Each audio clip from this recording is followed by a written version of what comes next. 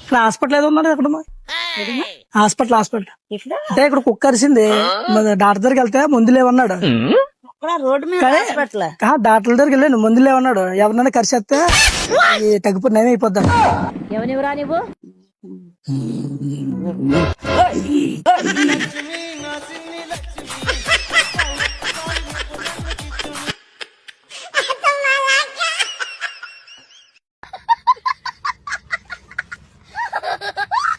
ఇక్కడ కుక్కల కంపెనీ ఉంది కదా కుక్కల కంపెనీ ఇక్కడ కుక్క అరిసింది ఇక్కడ హాస్పిటల్కి వెళ్ళాను హాస్పిటల్కి వెళ్తే డాక్టర్ మందులు లేవు ఎవరినైనా కరిసే